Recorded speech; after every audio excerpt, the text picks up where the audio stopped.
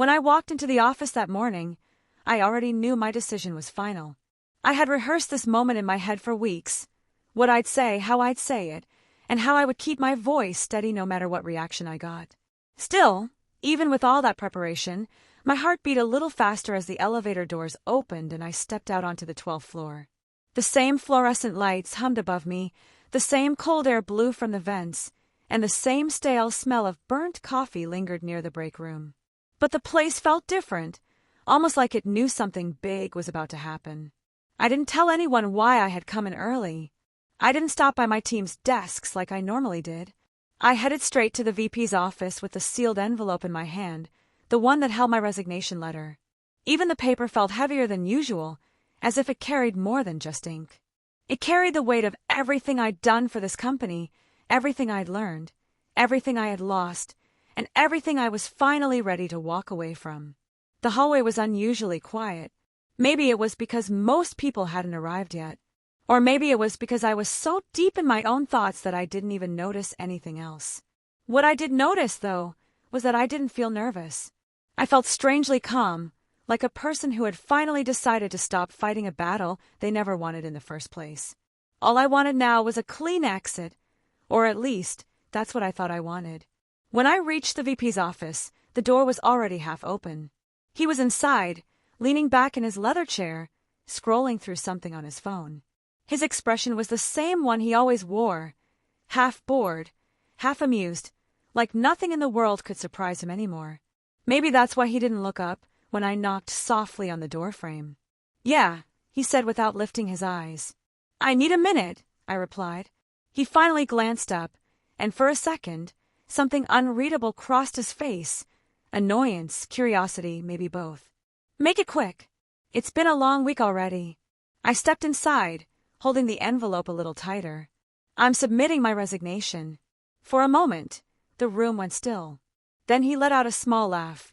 Not a loud one, not even a mocking one, just a quick, sharp breath that sounded like disbelief mixed with amusement. "You," he said, leaning forward slightly. "You're quitting." "It's effective at the end of the day," I replied. He smirked, shaking his head. "Come on. Don't be dramatic. You know how many times people walk in here saying they're done? They always come back. You'll cool off by lunch." I didn't react. I just placed the envelope on his desk. His smirk faded when he realized I wasn't joking. "You're serious?" "I am." He exhaled, sat back, and crossed his arms. "Fine, if that's what you want. But I'm not sure you've thought this through. You've got a lot going on here. A stable job, benefits, a team that depends on you. You really think walking away from all this is a good idea?" "It's what's best," I said. "For me." "Right," he muttered. Then he laughed again, this time louder, more confident, like he was absolutely certain he knew something I didn't. "You act like we can't replace you. Trust me, we'll be fine." I didn't answer. I didn't need to. He leaned forward again. "So what exactly are you taking with you? You barely carry anything around here. Just your little notebook and your mug." That's when everything shifted. Because he had no idea. He had no idea what I had spent years building, piece by piece, while he brushed off my ideas, ignored my warnings, and took credit for my work. He had no idea what I had documented, organized, protected, and stored outside the company's systems. He had no idea what I had quietly prepared in case the day ever came when I needed to walk away. He also had no idea what the company truly depended on. But he would. "Oh, nothing much," I said, keeping my voice steady. "Just everything that belongs to me." He raised an eyebrow. "Meaning?" I didn't reply. Instead, I walked out of his office slowly, calmly, almost peacefully. I could feel his eyes following me all the way to the doorway, full of curiosity and confusion. And then, the moment I stepped outside, I heard his chair squeak as he sat up straighter. "Wait," he called out. "What does that mean?" I didn't stop walking. My steps felt lighter, almost like every movement was peeling away years of stress I had carried on my shoulders. I passed the empty desks, the glass meeting rooms, the silent printers, the untouched coffee machine. The whole floor felt like it was holding its breath, waiting for something to happen. And maybe I was waiting too, waiting for the part where everything turned upside down. The part where the story really began. Because the VP's laugh didn't bother me. What bothered him was what I took with me when I left. And what I took wasn't furniture, wasn't files, wasn't equipment, wasn't anything that crossed the line or broke a rule. What I took was something that rightfully belonged to me, something he never expected me to have, something he never expected me to use. I reached my desk, opened my drawer, and lifted the one item that had been hidden there for months. I held it in my hands for a long moment, breathing in slowly as the weight of it settled into my fingers. This was the piece he didn't know about, the piece that changed everything, the piece that would explain why he stopped laughing a few hours later. I slipped it into my bag gently, and right as I zipped it closed, I heard footsteps behind me, fast ones. The VP. He had come looking. He had come to ask the one question he should have asked before he ever laughed. What exactly did you take? I turned, met his eyes, and smiled, but I didn't give him an answer. Not yet, because the real story, the real twist, the real reveal was only just beginning. The VP stood there, slightly out of breath, as if he had hurried across the entire floor just to catch me before I walked away for good. For a moment, neither of us said anything. The only sound was the faint buzz of the overhead lights and the clicking of the air conditioner. I could see the confusion in his eyes, mixed with something else, something he wasn't used to showing. Maybe worry, maybe curiosity, maybe the slow realization that he wasn't in control of the situation the way he thought he was. He glanced at my bag, then at my face, trying to read something in my expression. But I kept my voice calm and my posture relaxed. I didn't want him to see even a hint of what was actually happening inside my head. I didn't want him to know how many nights I had stayed awake thinking about this exact moment, or how long I had prepared for it. You didn't answer my question, he said quietly. What did you take? I took what belongs to me, I repeated. He opened his mouth as if to push further, but nothing came out. Maybe he didn't know how to ask without sounding insecure. Maybe he didn't want to look like he was losing his grip. Or maybe, deep down, he already suspected the truth, but didn't want to say it out loud. I didn't give him the chance to think about it any longer. I simply turned away and walked toward the elevator. As the doors closed behind me, the look on his face stayed in my mind. It wasn't anger. It wasn't annoyance. It was something else. Something I hadn't seen from him before. Almost like he knew that whatever I carried in my bag had the power to shift things. Not violently, not dramatically, but quietly. Subtly. The kind of shift that changes the foundation of everything a company thought was stable. When the elevator reached the ground floor, I stepped out into the lobby. The space felt large, open, and brighter than the rest of the building. The glass doors reflected a version of me I wasn't fully used to yet. Someone lighter, someone clearer, someone who wasn't afraid of leaving behind a title or an office to protect something far more important. As I walked out, the receptionist gave me a small wave.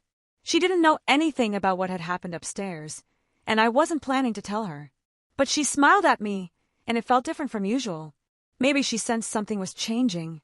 I reached my car, opened the door, and set my bag on the passenger seat. The moment I did, my eyes fell on the item I had taken from my drawer.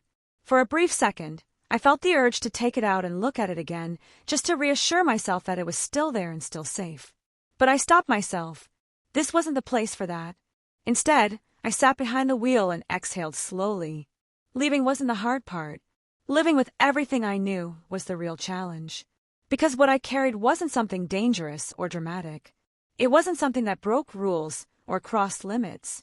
But it was something that explained how the company had grown so fast, how it had avoided disasters at the last second, how it had solved problems that seemed impossible. It explained who had been doing the real groundwork behind the scenes. And it explained why, all this time, no matter how many ideas I pitched, my name was never mentioned in the meetings. Why certain proposals were mysteriously credited to someone else.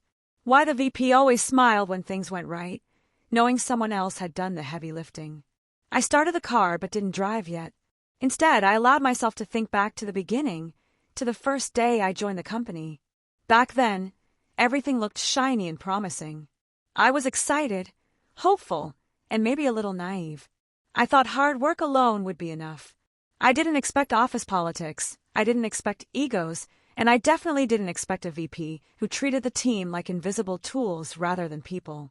I didn't know how much of myself I would pour into the projects, or how much I would tolerate in silence.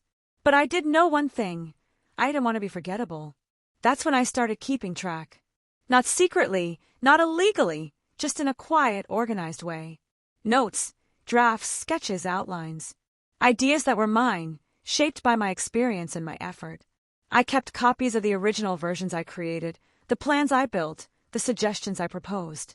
Not to expose anyone, not to damage anything, but simply because I valued my work, even when others didn't. Over time, those notes turned into something bigger, something stronger, something that showed the real path the company had taken, the ideas that worked, the ideas that saved money, the ideas that changed the structure of entire departments. And because I kept everything documented, I had proof of what belonged to me long before anyone else had even recognized it. That was what I took with me. My work, my ideas, my voice. Still, I didn't want revenge. I didn't want to embarrass anyone. All I wanted was clarity, my story told in my own way, not tucked under someone else's credit. And maybe, deep down, that was what scared the VP the most. Because he knew that leadership isn't just about holding a title or a corner office. It's about influence, ideas, creativity, value. And I had taken all of my value the moment I walked out. Finally, I shifted the car into drive. As I pulled out of the parking lot, I noticed something strange in the rearview mirror, the VP standing by the lobby window watching me leave. His expression was unreadable, but this time there was no trace of a smile, no hint of laughter, only the quiet realization that he didn't know what was coming next. And honestly, neither did I. I drove home slowly, letting the calmness settle into my chest. The weight of the choice I'd made felt heavy and light at the same time. Heavy because I had walked away from stability. Light because I had walked toward something honest.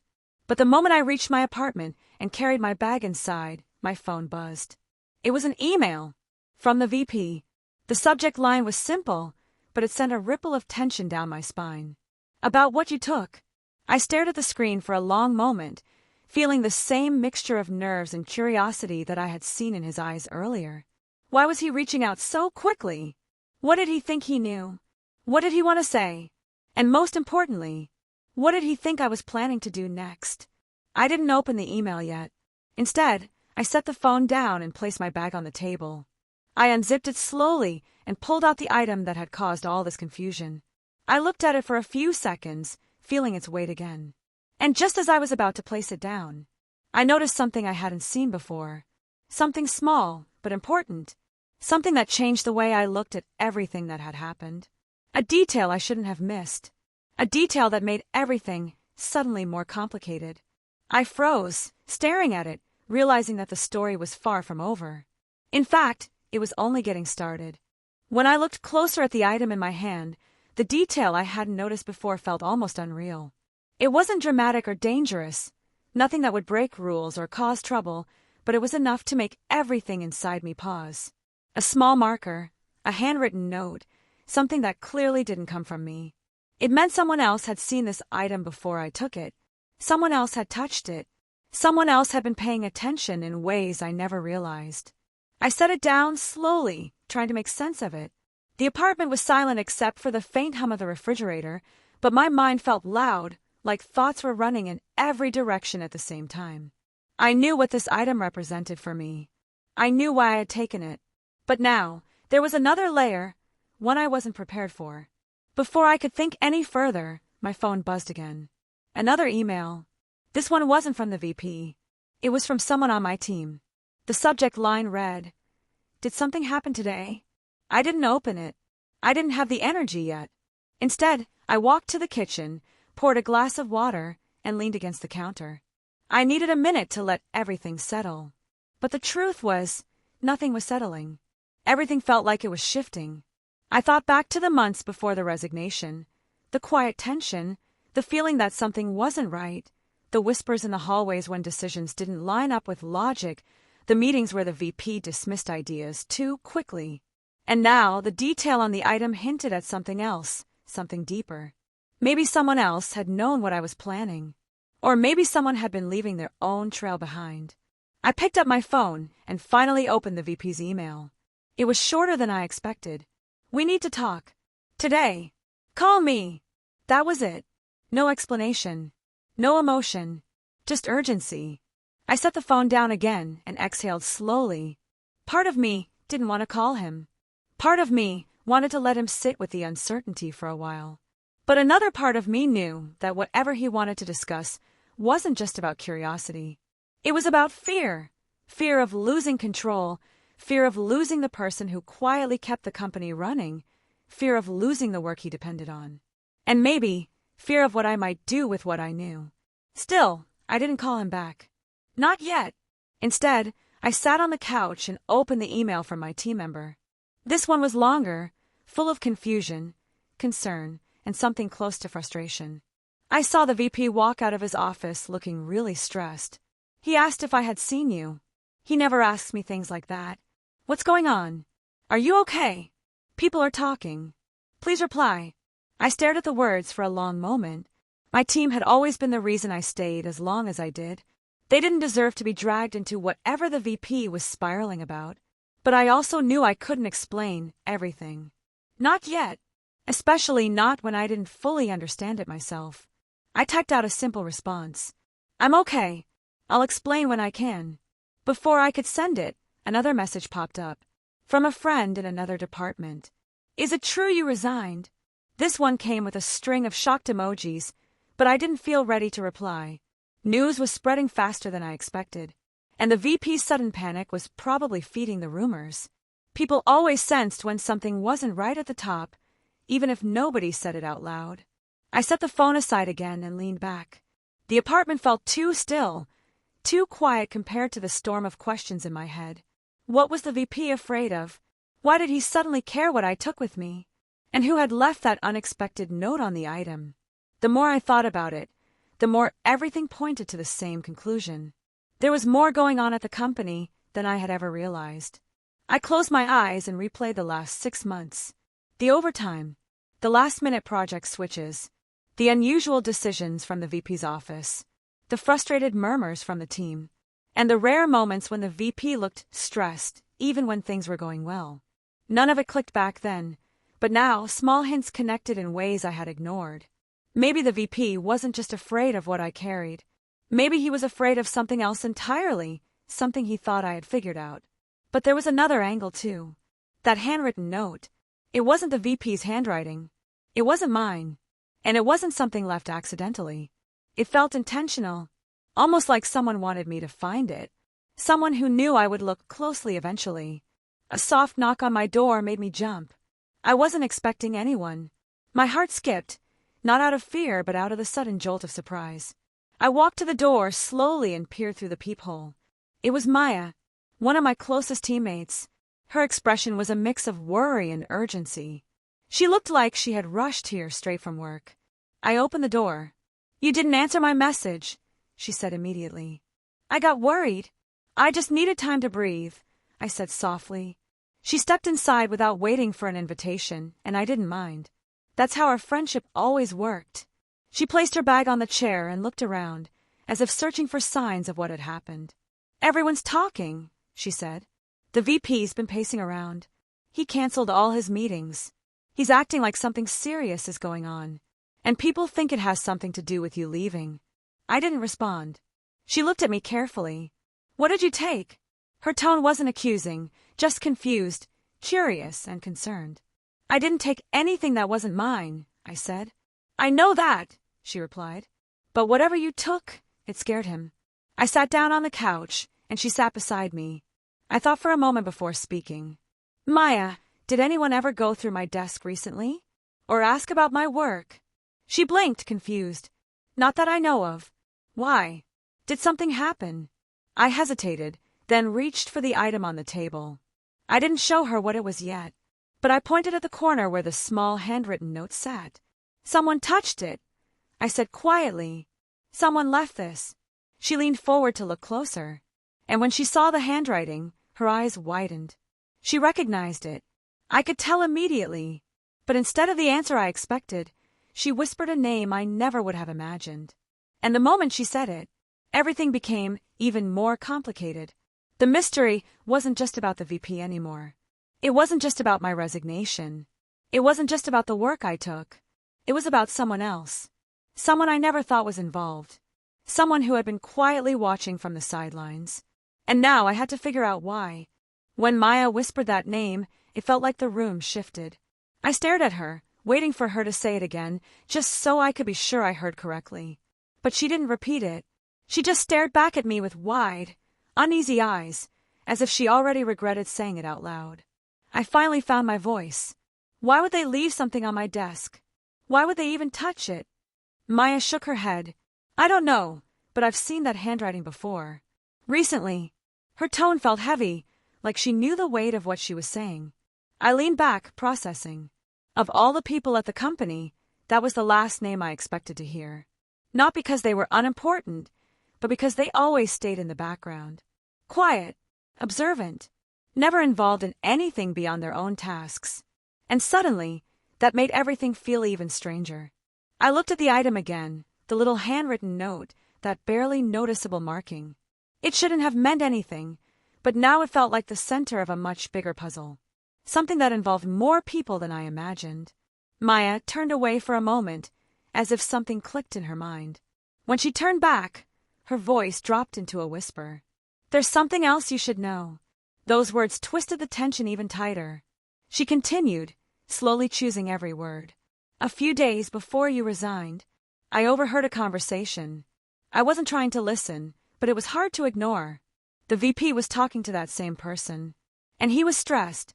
More stressed than I've ever seen him. The conversation was short, but I caught one part. What did he say? I asked. She swallowed. He said, if this gets out, we're done. The room felt colder suddenly. I sat up straight, every nerve in my body alert. I asked quietly, gets out? Gets out to who? About what? I don't know, she said. But the tone was serious. Not office drama serious. Something bigger. My thoughts spiraled again, faster this time. The VP's sudden panic. The emails. His rush to find me. The unexpected note. Someone else being involved. And now this conversation. It all pointed to something the company didn't want anyone to discover. Something that connected to the work I had done, maybe even unknowingly. Something the VP assumed I had figured out. Maya placed her hand on my arm. I think they believed you knew more than you do. Or, I said slowly, maybe they believed I knew exactly what they were trying to hide. We sat in silence for a few moments. The weight of the unknown hung between us. I could feel the tension building inside me, not fear exactly, but a strong, unsettling awareness that I was standing in the middle of something I hadn't been meant to see. Maya glanced at the door nervously. What are you going to do? I don't know yet, I answered honestly. But I need to understand what this note means. And why they left it.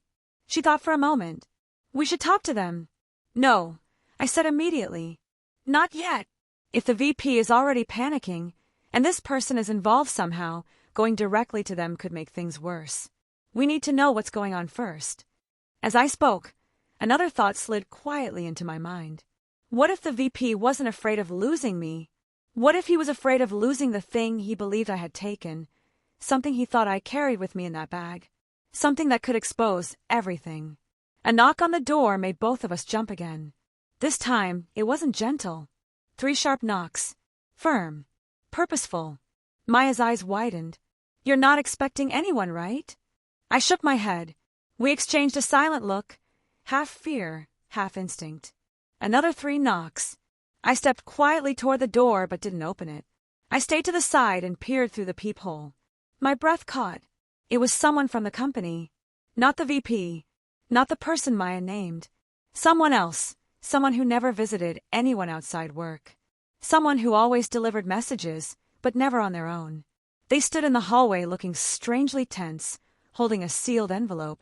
I whispered, it's them. Maya moved closer, lowering her voice. Why would they come here? I don't know, I said, but this isn't normal. The person knocked again, softer this time. Then they leaned forward slightly, as if listening for movement inside. I stayed silent. Finally, after a long moment, they slid the envelope under the door and walked away without saying a word. We didn't speak until their footsteps faded down the hallway. Only then did I pick up the envelope. My hands felt cold as I turned it over. There was no name on it, no message, no company logo, just a plain, sealed envelope with a slight indentation, like something thick was inside. Maya whispered, "Are you going to open it?" I nodded slowly. My fingers trembled slightly as I broke the seal. Inside was a single sheet of paper. Typed. Clean. Direct. But the moment I read the first line, my stomach tightened. It said, "You need to stop asking questions." Maya covered her mouth as she read over my shoulder. There was another line below it. "Meet me tomorrow at 9. You know where." That phrase, "you know where," sent a shiver through me. Because yes, I knew exactly what place they meant. A place connected to a previous project the VP insisted on keeping off-site. A place that always felt slightly out of place, like it existed outside the usual flow of company work. I folded the paper carefully, trying not to let the anxiety show. But Maya saw it anyway. "This is getting serious," she whispered. "I know. Do you think it's safe?" "I don't think anything about this is safe," I admitted. "But I need answers, and this might be the only way to get them." She looked hesitant, nervous. "You're not going alone." I hesitated too. If they're already watching, bringing someone might make it worse. She shook her head firmly. "I'm not letting you walk into something like this alone. If they're hiding something, then you're already in the middle of it. Someone has to be with you." I didn't argue. I needed her. I knew that much. I looked back at the item on the table, the one that started everything. The one the VP was afraid of. The one marked by someone unexpected. The one connected to that off-site location. Everything was pointing in the same direction. The meeting tomorrow wasn't just a conversation. It was the turning point. The moment where I would either finally learn the truth, or step even deeper into something I wasn't supposed to uncover. Whatever waited for me the next day, I could feel it building. Bigger, heavier, closer. The tension had reached its peak, and the next step would push everything toward the climax. But for now, all I could do was wait, and prepare for whatever I was walking into. The night felt heavier than usual. Even after Maya left, even after I double-checked the locks and dimmed the lights, I couldn't shake the sense that something had shifted again. The envelope, the note, the off-site location, all of it was already enough tension for one night, but the strangest part was the silence that followed. No more messages. No more knocks on the door. No calls from the VP. Nothing. Almost like everyone at the company suddenly agreed to pause and watch what I would do next. I placed the item back into my bag, the one that had started all this trouble, and sat on the edge of my bed. Tomorrow at 9. That was the plan. But as I stared at my phone, I couldn't ignore the feeling that someone else was already ahead of me, someone who knew more about the situation than the VP did, more than Maya, and maybe even more than the person who slid that envelope under my door. When I finally drifted to sleep, my mind replayed the same thoughts over and over: who touched the item, what the VP feared, what the overlooked detail meant, and most of all, why that specific off-site location was chosen for the meeting. Morning came too quickly. I woke up before my alarm, the sky still dim, the apartment cold. I got ready without rushing, but without wasting time either. Every move felt intentional, thoughtful, like I was preparing for something I couldn't fully picture. At 8:20, Maya texted, "I'm downstairs. I brought my car. Yours might be too easy to recognize." Even that message made my chest tighten. She was right. I went down to meet her, and the moment I stepped outside, I noticed something unsettling. There was a car parked across the street, engine off, windows tinted.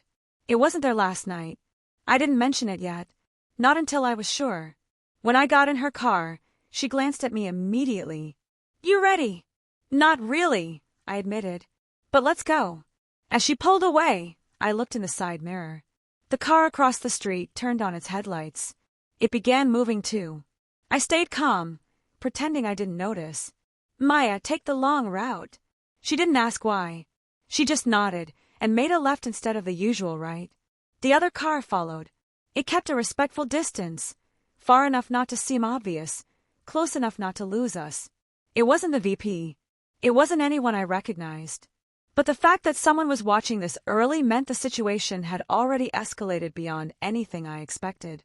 Maya tightened her grip on the wheel. "We're being followed, aren't we?" "I think so," I whispered. She took another turn. sharper this time, then another, weaving through side streets. The car followed every move. "This is bad," she muttered. But surprisingly, I didn't panic. The longer the car followed us, the clearer it became that whoever was inside wasn't trying to scare us. They were tracking us, watching, making sure we went exactly where they expected. We finally approached the off-site building. It was small, tucked behind a row of quiet businesses, with a faded sign and an empty parking lot. The place looked abandoned from the outside, like it hadn't been used in years. But I knew better.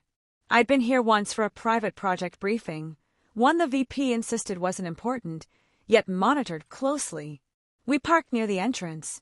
The car that followed stopped at the other end of the lot, not hiding now, just waiting. Maya swallowed. "Do we go in?" "We came this far," I said softly. I stepped out with the bag over my shoulder, the weight of the item inside pressing gently against my side. Maya walked beside me, staying close. When we pushed open the door, the faint hum of lights greeted us. The interior was clean, organized, too organized for a place supposedly unused. Desks, filing cabinets, screens covered with cloth, everything spotless and lined up neatly. But something was wrong. Very wrong. Because someone was already inside. Not the person who wrote the envelope note. Not the VP. Not the person whose handwriting we found. Someone else entirely. Someone I never expected. The person looked up, and the moment our eyes met, my breath caught. It wasn't fear. It was shock. They stood slowly, eyes flicking from me to the bag, then to Maya. "You shouldn't have come," they said quietly.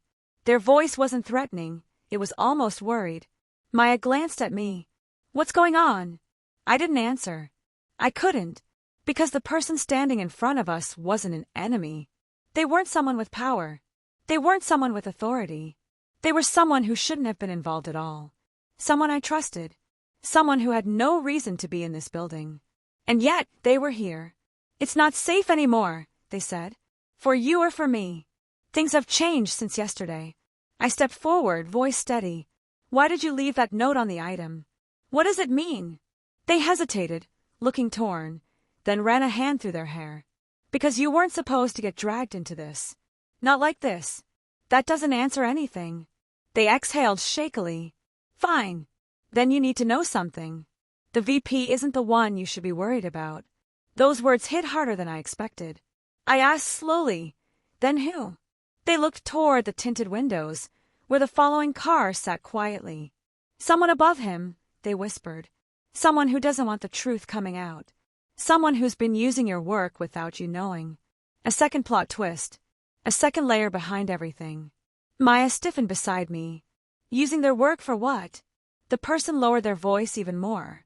For decisions that weren't recorded. For projects that never appeared on the books. For information that was never supposed to leave this building. My mind raced. "You're saying they used my work for something secret?" "Yes," they said. "And they think you figured it out when you took that item. They think you know everything." "But I don't," I whispered. "I know," they said. "But they don't believe that." I suddenly felt the stakes rise like a wave. This was bigger than office drama. Bigger than a VP afraid of losing face. Bigger than a resignation. "You need to leave the city today," they said urgently. "Before they decide you're a bigger problem than they can control." I froze. The tension hit its highest point. And before I could ask another question, Maya grabbed my arm. Because the door behind us clicked. Someone else had just entered the building. And the real danger had finally arrived. The moment the door clicked shut, all three of us turned at the same time. My heart felt like it stopped mid-beat, not from fear but from the sharp rush of uncertainty. Footsteps echoed softly against the polished floor, slow, steady, confident. Whoever had entered wasn't hiding. They wanted us to hear them coming.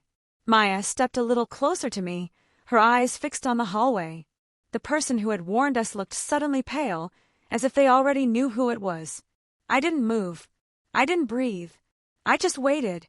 A shadow appeared first, stretching along the floor before the figure rounded the corner. It was the VP, but not the version of him I was used to. He didn't look annoyed or bored or amused. He looked tired, like he hadn't slept, or like he'd been fighting something much bigger than me quitting my job. His eyes landed on me, then shifted to the bag on my shoulder, then to the person who had warned us. He let out a slow breath, almost relieved but still tense. "I figured you'd come here," he said quietly. I didn't respond. Neither did Maya. He walked a little closer but kept enough distance to show he wasn't trying to intimidate anyone.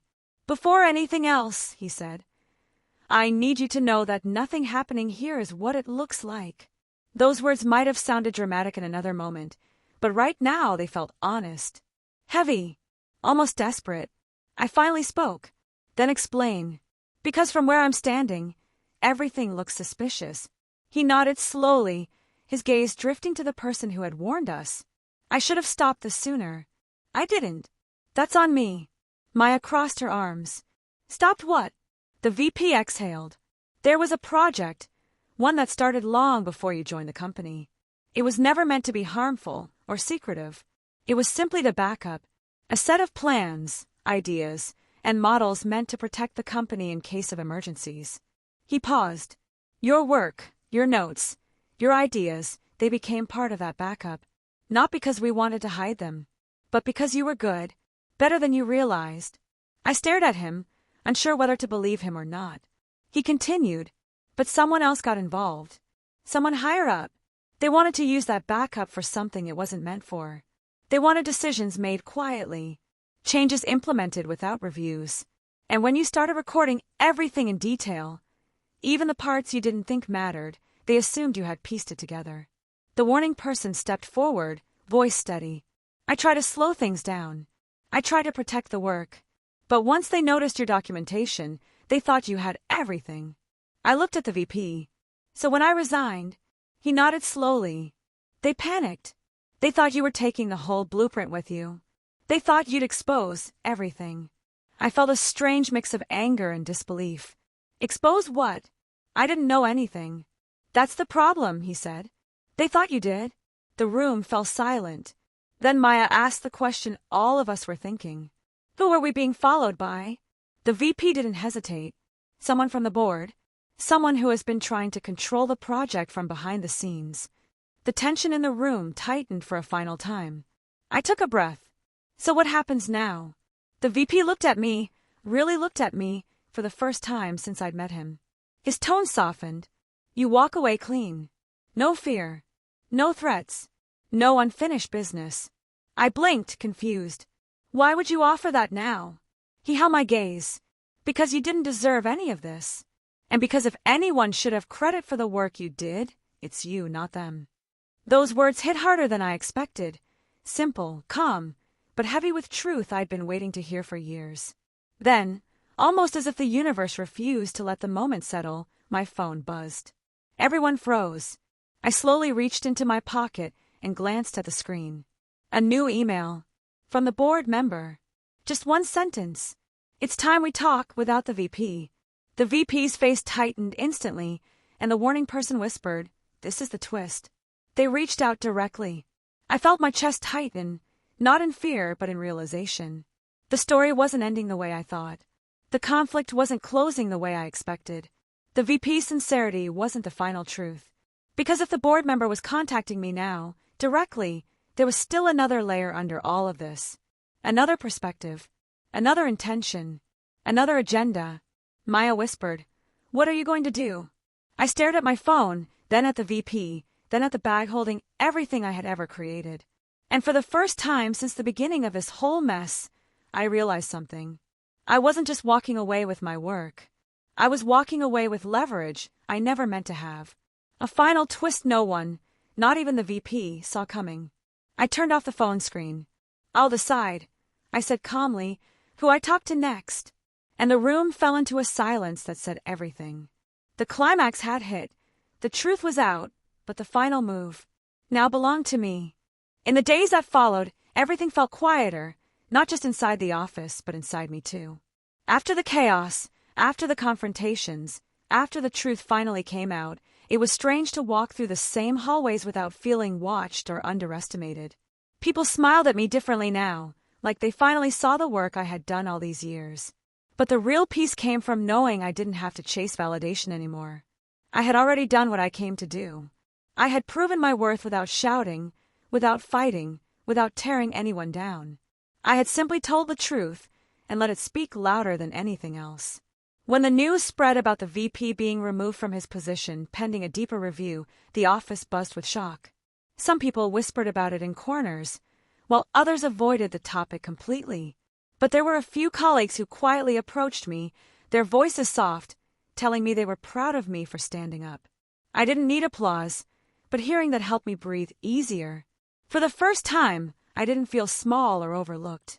I felt like someone who had finally taken back control of their own story. I still had my exit date, and HR made sure everything was handled properly this time. No sarcasm, no raised eyebrows, no VP laughing in my face. Each day I packed a little more from my desk, taking things slowly, reflecting on years of effort stored inside drawers. Memories of late nights, tough days, and moments when I almost quit came back one by one. But instead of feeling sad, I felt grateful. This place taught me not just about work, but about myself, about patience, resilience, and the quiet power of knowing your value even when others pretend not to see it. On my second last day, my manager walked up to me with a hesitant smile. It felt strange because she had always stayed neutral, always polite but distant. This time, she looked more honest, like she finally wanted to say what she had been holding back. "I'm sorry you had to go through all of that," she told me softly. "I should have stepped in sooner." I nodded. It wasn't her alone. The whole system worked on silence and fear, and she was just one part of it. I didn't blame her. "It's okay," I said. "Everything worked out." She looked relieved at my calmness. "You did the right thing," she added. "You kept everything professional and handled it better than most people would." Then she paused before handing me a sealed envelope. "This is a reference letter. An honest one." I thanked her and placed it carefully in my bag. It felt symbolic somehow, like the company's final acknowledgement, something I had waited for without realizing it. That evening, when I went home, I saw an email from the VP's old address. But it wasn't him. It was someone from the internal investigation team informing me that some of the finance records I had saved had helped them uncover a pattern of mismanagement that went beyond just me. It wasn't something scandalous or inappropriate, just negligence, carelessness, and attempts to shift blame onto lower employees. Something small on the surface, but big enough to affect the entire department. The email thanked me for bringing my concerns forward and assured me that changes were already being planned. Reading that, I felt a sense of closure settle inside me. Not revenge, not satisfaction in someone else's downfall. Just closure, like I had helped clear something from the company that had been holding many people back, not just me. On my final day, I arrived early, wanting one last quiet moment at my desk before the office filled with voices. I sat there, looking around at the simple space that had held so many emotions over the years. The computer, the pinned notes, the small plan I somehow kept alive, it all looked different now, like part of a chapter one had outgrown. I packed the last few things into my bag, including the small locked box I had brought on the day I submitted my resignation. The box that had caused all the tension, the suspicion, the panic. I smiled thinking about how something so ordinary could shake an entire hierarchy. It wasn't anything dramatic. Just my project notes, old meeting summaries, and documents that proved how much work I had done behind the scenes. Nothing confidential, nothing secret, just the truth organized neatly in one place. But in a place where hiding mistakes mattered more than fixing them, the truth itself was powerful. As I zipped my bag for the final time, I felt footsteps approaching. When I turned, I saw a group of coworkers standing near the cubicle entrance. One of them carried a small box of pastries. Another held a simple card. They looked unsure, like they didn't know if this gesture would mean anything to me. "We just wanted to say goodbye," one of them said. "And thank you for everything." I laughed softly. "For what? I didn't do anything special." "You did," she replied gently. "You made us realize we shouldn't stay silent forever." Their words warmed me more than I expected. I gave each of them a small hug, something we had never done before, and we shared a quiet moment filled with mixed emotions. It wasn't sadness exactly. It was more like mutual respect, a recognition that we had all grown a little through everything that happened. When I finally walked out of the building, the cool air brushed against my face, and I breathed in deeply. Freedom. That's what it felt like. A clean start. And the funny thing is, I didn't feel lost or afraid of what came next. I felt ready. My phone buzzed just as I reached the parking lot. It was an email from a company I had interviewed with weeks ago, a company I admired, a place known for valuing its employees and encouraging creativity. With a racing heartbeat, I opened the message and read the first line. "We are pleased to offer you the position." I stopped walking, letting the words sink in slowly. A smile spread across my face. After everything, the laughter, the doubts, the tension, I was stepping into something new, something better. And I had gotten there not by fighting dirty or seeking revenge, but by standing up with clarity and honesty. As I drove away from the building for the last time, I glanced at it through the rearview mirror. Not with bitterness, not with regret, just with a quiet sense of gratitude for the journey, the lessons, and the strength I didn't realize I had. Sometimes life doesn't fall apart to punish you. Sometimes it falls apart so a better version can take shape. And as I headed toward my new future, I knew one thing for sure: no VP, no laughter, and no moment of doubt could ever take that away from me. And that's where my story truly began.